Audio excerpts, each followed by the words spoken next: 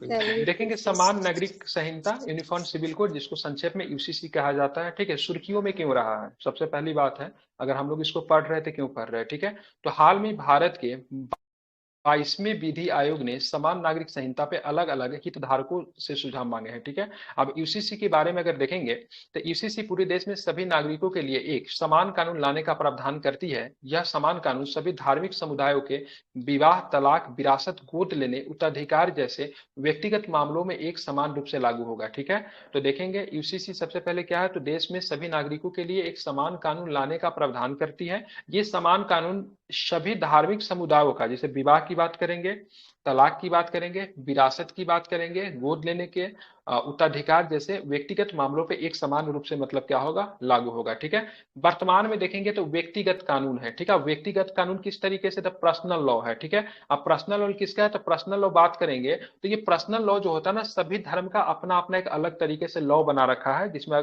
मान लीजिए हमारे यहाँ हिंदू में हिंदू सनातन धर्म अगर बात करेंगे तो विवाह का कुछ अलग नियम हो सकता है, इस्लाम में जाएंगे तो विवाह के कुछ अलग नियम हो सकते हैं। ठीक है, तलाक देने के हमारे यहाँ मतलब कोई ऐसा नियम ही नहीं है तलाक देने का, और उधर मतलब क्या है, तलाक देने का सामाजिक नियम भी है। तो ये सारे चीजों को मतलब क्या करें, सबको एक जगह लेकर आएंगे। इसको पर्सनल लॉ काफी जटिल एवं अलग अलग है, यहाँ प्रत्येक धर्म के अपने विशेष कानून का पालन करता है। ठीक है, उदाहरण के लिए बात करेंगे तो हिंदू हिंदू उत्तराधिकार अधिनियम 1956। ठीक है, ये हिंदू उत्तराधिकार आप देखेंगे, हिंदू कहने का मतलब ये है, हिंदू कहने का मतलब केवल सनातनी नहीं होगा, हिंदू में क्या होता है, हिंदू के साथ सिख, जैन एवं बौद्ध समुदाय पर लागू होता है। जब यहाँ पे बात की गई थी से हिंदू कौन है, तो कुछ लोगों ने बोला से जो लोग मुस्लिम में नहीं वो लोग हिंदू है।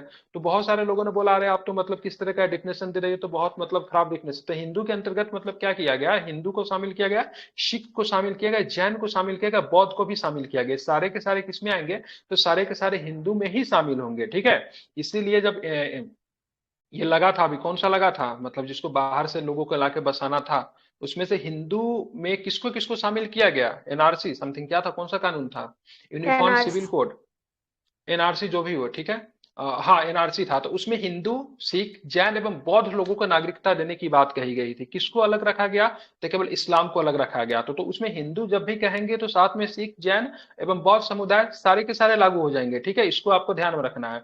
अब यहाँ पे देखेंगे पर्सनल लॉ जो होता है सभी धर्मों के लिए अलग अलग कानून बनाता है, उसी को काउंटर करने के लिए ठीक है हमारा विधि आयोग जो है 22वां विधि आयोग है, इसके इसकी अध्यक्ष को उसके नाम बताइएगा। ठीक है, ये विधि आयोग जो है वो कौन है, ऋतुराज ऋतु अवस्थी। राजावस्थी आर के, बिल्कुल ऋतु राजावस्थी, उन्होंने बोला से सबको एक काम करेगा यूसीसी। दूसरी बात, वर्तमान में हमारी जो सरकार है उनका जो दूरगामी लक्ष्य जो है यूसीसी लागू करना है। ठीक है, अब यहाँ पे दिक्कत क्या हो रही है, क्योंकि ये सब्जेक्ट जो होता है ना स्टेट सब्जेक्ट होता है। ठीक है, और ये स्टेट सब्जेक्ट होता है तो ये सीधे सरकार इसको चाहे तो वो लागू नहीं कर सकती है। ठीक है, लेकिन अभी हाल फिलहाल में यूसीसी की तरफ थोड़ा सा कदम मतलब उत्तराखंड राज्य ने अपना बढ़ा दिया है। ठीक है, क्योंकि वहां पे बीजेपी शासित स्टेट है तो वहां पे ज्यादा दिक्कत नहीं होगी, लेकिन वैसे राज्य में लागू करने में सरकार को चने चबा सकती है जहां पे मतलब क्या होगा, सरकार की अपनी वहां पे स्टेट गवर्नमेंट नहीं है। ठीक है, अब यहाँ पे देखो मुस्लिम पर्सनल लॉ क्या होता है, तो मुस्लिम समुदाय पे ठीक है लागू होता है। भारतीय उत्तराधिकार अधिनियम 1925 ईसाई, पारसी और यहूदी समुदाय पे लागू होता है। ठीक है, अब ये तीन तरह का नियम हो गया। ठीक है, हिंदू उत्तराधिकार अधिनियम 1956 है, भारतीय उत्तराधिकार अधिनियम 1925 की बात करेंगे तो ईसाई, पारसी और यहूदी समुदाय पर लागू होता है। अब मुस्लिम का अपना से एक पर्सनल लॉ भी है जो कि मुस्लिम समुदाय पर लागू होता है। ठीक है, इनसे पहले विधि आयोग ने 2018 में पारिवारिक कानून में सुधार पर एक परामर्श पत्र प्रस्तुत किया। इनमें कहा गया, क्या क्या कहा गया इसमें, तो इसमें कहा गया था 2018 में जो पारिवारिक कानून के सुधार पर एक परामर्श पत्र प्रस्तुत किया गया, इसमें क्या कहा गया था, तो यूसीसी पारिवारिक कानून के स्तर पर न तो आवश्यक है, नहीं मतलब वांछनीय है। यूसीसी की बात करेंगे तो पारिवारिक कानून के स्तर पर न तो आवश्यक है, नहीं वांछनीय है। इसमें सिफारिश की गई थी कि सभी धर्मों के मौजूदा पारिवारिक कानूनों में व्याप्त भेदभाव एवं असमानता को दूर करने और उन्हें संशोधन और उन्हें संहिताबद्ध किया जाना चाहिए। ठीक है, इससे मौजूदा कानून की व्याख्या में ठीक है व्याप्त अस्पष्टता को कम किया जा सकेगा, अब बेहतर तरीके से मतलब लागू किया जाएगा। ठीक है, ये मतलब रिपोर्ट आई थी आपकी, कब आई थी, तो 2018 में ये रिपोर्ट आई थी। इस रिपोर्ट को पारिवारिक कानून में सुधार पर एक परामर्श पत्र को प्रस्तुत किया गया था यूसीसी को लेकर। ठीक है, ध्यान में रखेंगे। वर्तमान में बात करेंगे कहां पे ये लागू है, तो गोवा भारत का एकमात्र राज्य है जहां पे, ठीक है, जहां पे एक प्रकार का यूसीसी पहले से लागू है। अब यहाँ पे बात करें गोवा पे कब लागू है, क्या भारत के आजाद होने के बाद लागू कर दिया, कि ब्रिटिश काल में लागू हुआ, तब ये 1867 में ही लागू कर दिया गया था। जहाँ पे पुर्तगाली नागरिक संहिता आई थी 1867 में, ठीक है, वहीं पे इसको लागू कर दिया गया। तभी से यहाँ पे यूसीसी लागू होने वाला बात करेंगे तो एकमात्र राज्य जो है क्या है आपका, क्या है, तो गोवा है, ठीक है, ध्यान में रखेंगे। अब यहाँ पे देखेंगे स्वतंत्र यूसीसी की पृष्ठभूमि की बात करेंगे, ठीक है, यूसीसी की पृष्ठभूमि भारत में क्या रही है, स्वतंत्रता से पहले, स्वतंत्रता के बाद। तो यहाँ पे देखिए लेक्स लो की रिपोर्ट इंपॉर्टेंट है, यूसीसी से संबंधित है। लेक्स लो की रिपोर्ट 1840 ने अपराधों, सबूतों और अनुबंधों से संबंधित भारतीय कानून को संहिताबद्ध करने के महत्व पे जोर दिया। हालांकि इसमें सुझाव दिया गया था कि हिंदुओं और मुस्लिमों को मतलब क्या लिखा हुआ है, व्यक्तित्व कानूनों को इस प्रकार संहिताकरण से बाहर रखा जाना चाहिए, ठीक है, ध्यान रखना, मतलब पर्सनल कानून को बाहर रखना चाहिए संहिता से, ठीक है। उसका बीएन राव समिति वर्ष 1941 में गठित की गई ने हिंदू कानूनों को संहिताकरण के लिए संहिताबद्ध हिंदू कानून का सुझाव दिया था। इसमें महिलाओं को समान अधिकार देने की बात कही गई थी, ठीक है, तो किसमें, तो बीएन राव कानून 1941 में। अब यहाँ पे देखिए कि स्वतंत्रता के बाद क्या होता है, तो स्वतंत्रता के बाद विशेष विवाह अधिनियम आता है 1954 में, ठीक है।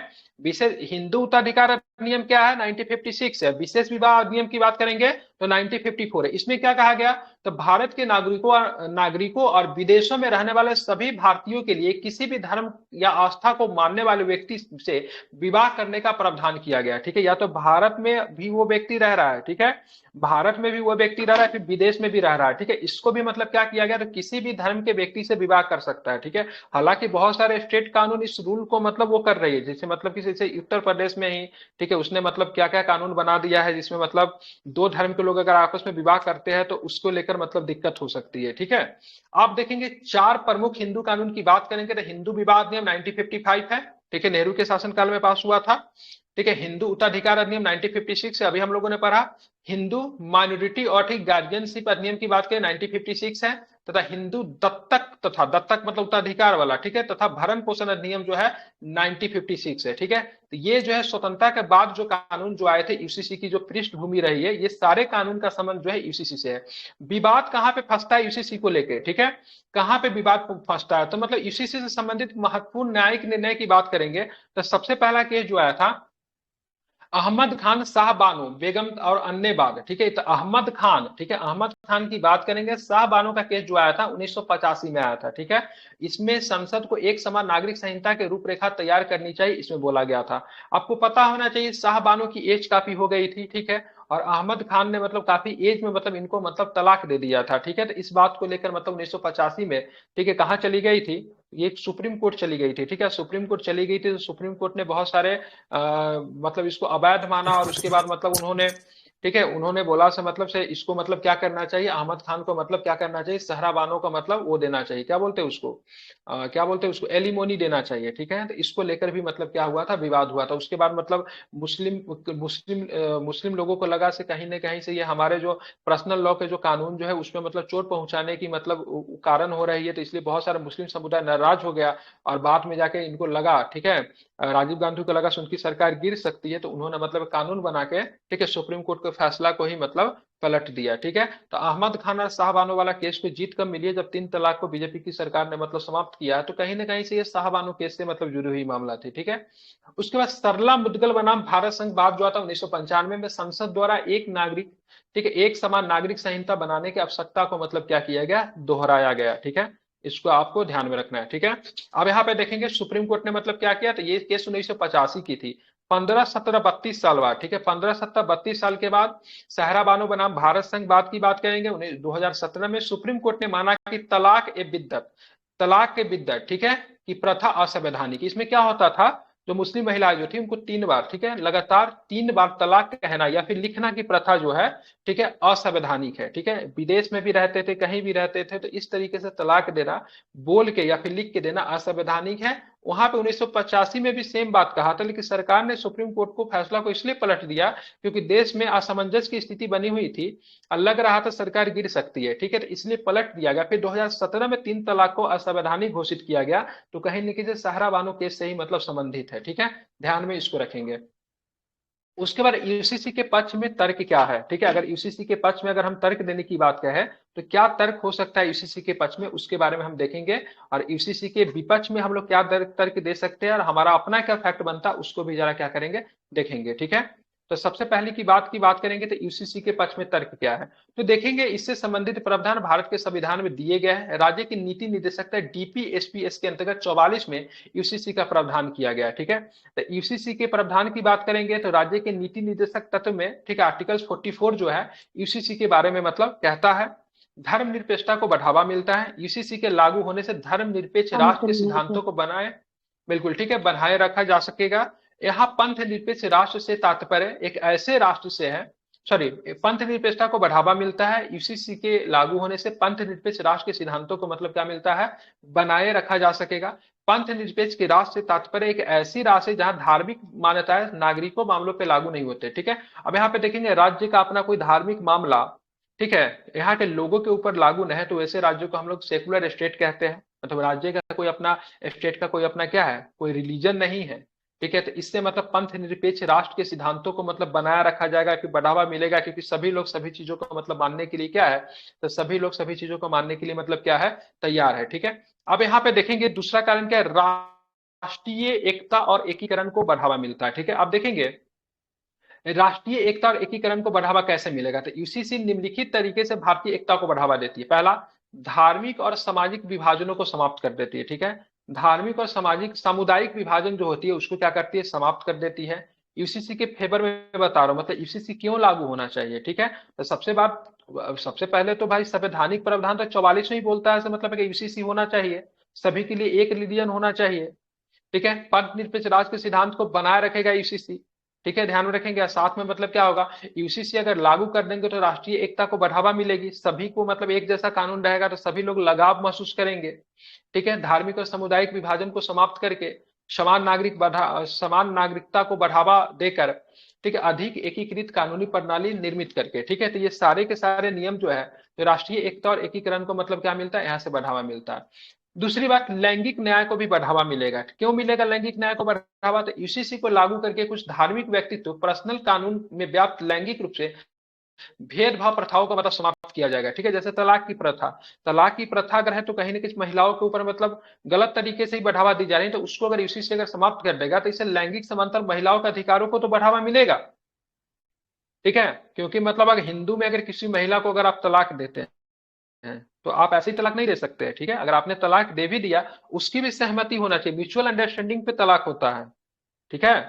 ऐसे नहीं कि आप डायरेक्ट छोड़ सकते हैं, आपका मन हुआ तो छोड़ दीजिए। कोर्ट में भी जाएंगे तो बोलेगा ठीक है चलिए तलाक लेना चाहते, दोनों दोनों लोग राजामंदी है, फिर भी कोर्ट बोलेगा ठीक है 3 महीना तक साथ रहिए। फिर भी अगर नहीं बनता तो फिर दोबारा आइए, फिर आपकी तलाक की मतलब जो अर्जी जो है उसको मतलब लगा दी जाएगी। जबकि और रिलीजन में ऐसा नहीं है। अब यहाँ पे देखेंगे संयुक्त राष्ट्र मानवाधिकार समिति की बात करेंगे तो यूएनएचआरसी ने भारत से यूसीसी लागू करने की मांग की है, ठीक है। इससे भारत में समानता और गैर भेदभाव के सिद्धांतों के प्रति अपनी प्रतिबद्धता को समाप्त करने में मदद मिलेगी, ठीक है। कानूनों का सरलीकरण संभव हो पाएगा, ठीक है। यूसीसी विवाह, तलाक, विरासत, उत्तराधिकार आदि संबंधित जटिल कानूनों को सरल बनाएगा। उदाहरण के लिए तलाक की मांग करने वाले लोगों को अपनी धार्मिक पृष्ठभूमि से परे रहते हुए मानकीकृत प्रक्रिया का पालन करना होगा। इसमें विवादों का तेजी और अधिक कुशलता समाधान सुनिश्चित हो सकेगा, ठीक है, ध्यान में रखेंगे। उसके बाद देखेंगे आधुनिक समय के साथ साथ, ठीक है, तालमेल स्थापित करना संभव हो जाएगा। यूसीसी कानून लागू होने से आधुनिक सिद्धांतों को अपनाया जा सकेगा, साथ ही यह सुनिश्चित किया जा सकेगा कि मौजूदा कानून नई सामाजिक परिस्थितियों के अनुरूप हो। इसमें समावेशित एवं व्यक्तिगत स्वतंत्रता को बढ़ावा मिलेगा, ठीक है। मतलब जो भी कानून, जो नया कानून जो बनता है यूसीसी की तहत शामिल हो जाता है। अभी मान लीजिए मुस्लिम पर्सनल लॉ है, अब मुस्लिम पर्सनल लॉ में क्या है, आप भारत का जो कानून जो बनेगा, ठीक है, विवाह से संबंधित, वो इस पे तो लागू होगा ही नहीं ना, ठीक है। तो इसी तरीके से ठीक अगर है नए कानून के तहत इन सारे चीजों को अगर शामिल करेंगे तो उससे क्या होगा, आधुनिक सिद्धांतों को अपनाया जा सकेगा, साथ ही सुनिश्चित किया जा सकेगा कि मौजूदा कानून जो नई सामाजिक परिस्थितियों के अनुरूप हो। इसमें समावेशित एवं व्यक्तिगत स्वतंत्रता को मतलब क्या मिलेगा, बढ़ावा भी मिलेगा, ठीक है। अब यहाँ पे यूसीसी के हमने फेवर में तर्क दिया, अब यूसीसी के विरोध में क्या तर्क होगा, यूसीसी को लागू करते तो इससे मतलब खामियां क्या निकल कर आ सकती है, उसके बारे में हम लोग थोड़ा देखेंगे।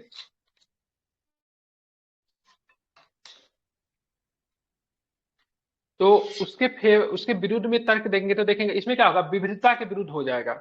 भारत क्या है, तो एक डाइवर्सिटी स्टेट है। India is the land of diversity.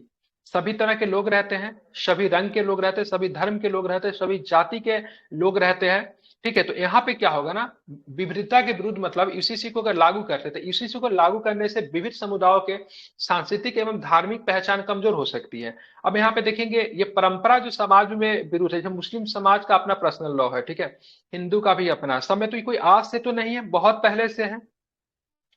अगर लागू होने से विविध समुदायों की सांस्कृतिक और धार्मिक पहचान कमजोर हो जाएगी, और इसमें धार्मिक स्वतंत्रता का भी उल्लंघन होगा। अगर धार्मिक स्वतंत्रता का उल्लंघन करते हैं तो कहीं ना कहीं फंडामेंटल राइट का उल्लंघन होता है। फंडामेंटल राइट से बड़े चीजों तो नहीं। अगर सरकार कानून बना के, ठीक है, यूसीसी को लागू करके कानून बना के अगर इसको खंडन करने की काम करती है तो कहीं ना कहीं से धार्मिक स्वतंत्रता का भी तो उल्लंघन होता है ना। ठीक है, इसको आपको ध्यान रखना। ध्यान तब की धार्मिक स्वतंत्रता जुड़े प्रावधान संविधान के आर्टिकल 25 में उल्लेखित है, ठीक है, जो कि मतलब फंडामेंटल राइट है। ठीक है, यूसीसी लागू होने से अल्पसंख्यक समूहों के प्राप्त, ठीक है, सुरक्षा में विशेषाधिकार मतलब समाप्त कम हो सकते हैं तथा उनकी सांस्कृतिक स्वच्छता भी नष्ट हो सकती है।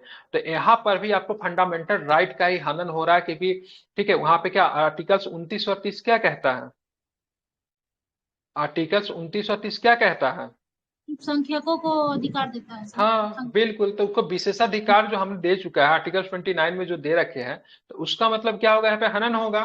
ठीक है, आम सहमति का अभाव है। प्रत्येक समुदाय के कुछ विशिष्ट परंपराएं, रीति रिवाज और धार्मिक कानून होते हैं जिन्हें संरक्षित रखना चाहते, वो नहीं चाहते से सरकार उनके, ठीक है, पहले से जो कानून जो प्रचलन में जो चला हुआ रहा उसमें मतलब वो करे। भले ही हमको लगता है कि ये सारी चीजें जो क्या है, ये सारी चीजें अच्छी है, लेकिन फिर भी सरकार इसमें मतभेद करे तो हमें इससे दिक्कत है। जैसे कि इसे आप देखेंगे 1829 में सती प्रथा को समाप्त किया गया ना। चीजें तो कानून खराब थी, लेकिन सरकार ने जब उसमें मतभेद किया तो सरकार के खिलाफ 1857 का मतलब क्या हुआ, तो 1857 की क्रांति का बिगुल उठ चुका। 1856 में विधवा विवाह को वैलिड किया गया, मतलब कानून बनाकर विधवा पुनः विवाह मतलब विधवा विवाह कर सकती है, कानून बना दिया गया, लेकिन सरकार के खिलाफ हो गए लोग। तो जो परंपरा जो समाज में पहले से चली आ रही है, समाज के सभी लोग चाहते थे उसको हम क्या करें, तो उसको हम कंटिन्यू करके रखें। ठीक है, अब फिर भी अगर इसमें अगर कोई लोग मतलब उसको वो करना चाहते हैं तो फिर इसके लेकर बहुत सारी चीजें मतलब क्या होती है, तो दिक्कत होना मतलब प्रारंभ हो जाती है। ठीक है, इसीलिए सभी समुदाय की सहमति एवं समझौते के बिना यूसीसी लागू करने से सामाजिक अशांति पैदा हो सकती है। मतलब अगर यूसीसी लागू करना है, ठीक है, अच्छी बात है, सभी लोग चाहते, मैं भी चाहता हूँ लागू हो, एक देश का कानून हो, लेकिन हमको इसमें सभी समुदाय के लोगों को मतलब क्या लेना है, तो सभी समुदाय के लोगों को मतलब सहमति एवं समझौता के साथ ही मतलब इसको मतलब उनको कॉन्फिडेंस में लेना, उनसे मतलब उनको मतलब सहमति लेके ही मतलब उन चीजों को लागू करना। संघीय संरचना की बात करेंगे तो कई विशेषज्ञों के अनुसार यूसीसी राज्य की विधायी क्षमता का अतिक्रमण कर सकता है। इस अतिक्रमण के कारण यूसीसी के परिवर्तन से सहकारी संघवाद के सिद्धांतों का भी उल्लंघन हो सकता है। यह तर्क दिया जाता है कि राज्य अपनी जनता के जरूरतों के अनुरूप, ठीक है, व्यक्तित्व कानूनों को आकलन करने और कानून बनाने के लिए बेहतर स्थिति में है। ऐसा इसलिए क्योंकि राज्य जमीनी स्तर पर वास्तविकता को निकटता से जुड़े होते हैं। ठीक है, मैं बोल दिया जो भी सब्जेक्ट है सारा स्टेट का सब्जेक्ट है, इसलिए राज्य को मतलब अपने नागरिकों के लिए ज्यादा सोच सकती है, राज्य अपने नागरिकों हित में ज्यादा काम कर सकते हैं। ये बोला जा रहा है, ये सारी चीजें जो है, ठीक है, आप बोलेंगे ये सारी चीजें व्यक्तित्व कानूनों के आकलन और कानून बनाने के लिए बेहतर स्थिति में कौन है, स्टेट है। राज्य अपनी जनता की जरूरतों के अनुरूप, ठीक है, क्योंकि राज्य जमीनी स्तर और वास्तविकता से निकटता से जुड़े होते हैं। अब यहाँ पे देखेंगे आगे की राह क्या है। ठीक है, मतलब आगे क्या कर सकते हैं, तो आम सहमति होनी चाहिए सबसे पहली बात। यूसीसी के संदर्भ में सरकार को धार्मिक नेताओं, सामुदायिक प्रतिनिधियों सहित सभी हितधारकों तथा तर्कपूर्ण वार्ता करनी चाहिए। ठीक है, सभी समुदाय के लोगों से बात करनी चाहिए, हम इसको लागू करने जा रहे हैं, आपकी क्या सहमति, इसमें क्या बदलाव कर सकते हैं, मतलब इसका क्या हमको मतलब इफेक्ट देखने को पड़ेगा। जैसे जैसे सरकार ने 3 कानून लाए, ठीक है, जो कि कृषि से संबंधित थे, दिक्कत क्या हुआ, देश के किसानों के कॉन्फिडेंस में नहीं लिया गया, सारे किसान मतलब धरने पे बैठ गए। ठीक है, और इसका नुकसान क्या हुआ, देश की अर्थव्यवस्था को नुकसान हुआ, बाहरी ताकत ने हमारे देश के खिलाफ मतलब बोलना शुरू कर दिया, वो भी ऐसे राज्य के खिलाफ जो कि राज्य बहुत ज्यादा ही मतलब सेंसिटिव स्टेट कहा जाता है। जम्मू कश्मीर से भी ज्यादा सेंसिटिव स्टेट है पंजाब। ठीक है, और उसका मतलब फायदा मतलब खालिस्तानियों ने उठाया और पाकिस्तानियों ने उठाया, बहुत सारे देश के मतलब वो आने लगे, बहुत सारे लोगों ने वैसे गलत तरीके से। तो जब तक तो इसीलिए अगर किसान को कॉन्फिडेंस में लेके, ठीक है, अगर इस कानून को अगर सरकार लाती तो हो सकता था सरकार को ये कानून को वापस नहीं लेना पड़ता। ठीक है, उसी तरह यूसीसी को, एक मिनट,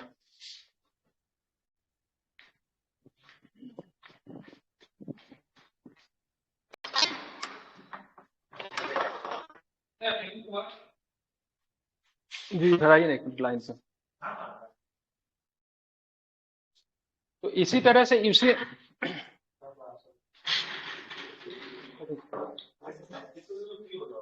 5 मिनट, इसी तरह से यूसीसी को गवर्नमेंट अगर कभी भी लागू करती है तो समाज के सभी लोगों को मतलब कॉन्फिडेंट में लेके ही लागू करेगी, ना तो फिर से वही स्थिति हो सकती है जैसा कि सरकार को मतलब क्या करना पड़ा था 3 कृषि कानून वाला जो बिल जो था उसको वापस लेना पड़ा था। ठीक है, ये मुद्दा, उसमें तो केवल किसान इन्वॉल्व थे, लेकिन इसमें आप नोटिस करो, इसमें पूरा का पूरा सारे रिलीजन इसमें मतलब वो हो जाता है, इफेक्ट हो जाता है। ठीक है, तो इसको आपको ध्यान में रखना है। ठीक है, और साथ में यह भी सुनिश्चित करना चाहिए कि इसका कार्यान्वयन गैर पक्षपातपूर्ण एवं समावेशी तरीके से किया जाना चाहिए। ठीक है, सरकार इसके लिए पैनल जारी करे। आपके हिसाब से क्या होना चाहिए, सरकार को पैनल जारी करना चाहिए, सुप्रीम कोर्ट के जो चीफ जस्टिस कभी रहे, फिर सुप्रीम कोर्ट में जज रहे जो कि रिटायर कर गए, वैसा पैनल बनाए, उस पैनल में कोई किसी मुस्लिम को शामिल करे, एक दो हिंदू के देश के जो जनसंख्या के अनुपात में पैनल में शामिल कर दे, सिख भी रहे उस पैनल में, ईसाई भी रहे उस पैनल में, यहूदी भी रहे उस पैनल में, उनके द्वारा जो रिपोर्ट जो शामिल होती है उसके बाद कुछ ऐसे लोगों को शामिल करें जो कि मतलब समाज में मतलब काफी वर्चस्व रखते हैं। ठीक है, उनका समाज में काफी वर्चस्व, जैसे मान लीजिए कोई मुस्लिम धर्म गुरु को शामिल कर ले उस पैनल में, और तब जो कानून जो निकल कर आएगी, ठीक है, उसके ऊपर जो सरकार जो पहल करेगी समाज के हर वर्ग के लिए मतलब क्या होगा, वैलिड होगा। ठीक है, न कि मतलब ऐसा कि आप किसी भी कानून को किसी भी तरह से ला के सडन बात। दूसरी बात, सरकार इसको जल्दी नहीं कर सकती है क्योंकि यूसीसी ये सब्जेक्ट ऑफ किसका है, डीपीएसपी का सब्जेक्ट है कि नहीं है, राज्य का राज्य नीति निर्देशक तत्व में इसको रखा गया है, तो राज्यों की सहमति भी तो बननी चाहिए, बननी चाहिए कि नहीं बननी चाहिए। विवाह तलाक किसका सब्जेक्ट है, राज्य का ही तो सब्जेक्ट है ना। जागरूकता की बात करेंगे, यह आवश्यक है कि आम जनता यूसीसी के प्रवर्तन हेतु, ठीक है, किए गए तर्कों और उनसे मिलने वाले लाभों को समझे। इसके लिए जरूरी है कि सरकार नागरिक समाज और मीडिया को मिलकर इस दिशा में काम करे। ठीक है, अब यहाँ पे देखेंगे बहुत सारे लोग जो है, बहुत सारे लोग जो यूसीसी को समझते ही नहीं है। अब यूनिफॉर्म सिविल कोड नहीं समझते, उसका मतलब बहुत लोग यूनिफॉर्म समझते हैं क्या, जैसे अभी हाल फिलहाल मैं एक इंटरव्यू देख रहा था तो उसमें बोला यूनिफॉर्म मतलब सारे देश के लोग एक कपड़ा पहनेंगे, उनको लग रहा है मतलब पूरे देश में यूनिफॉर्म सिविल कोड का मतलब है तो सारे देश के लोग एक कपड़े पहनेंगे। ठीक है, तो बहुत लोगों को पता नहीं है, तो कम से कम हमारे इंडियन कॉन्स्टिट्यूशन जो हमारी संविधान जो कहती है, तो बेसिक चीजों को लोगों को सबको जानकारी होना चाहिए, क्या हो रहा नहीं हो रहा है।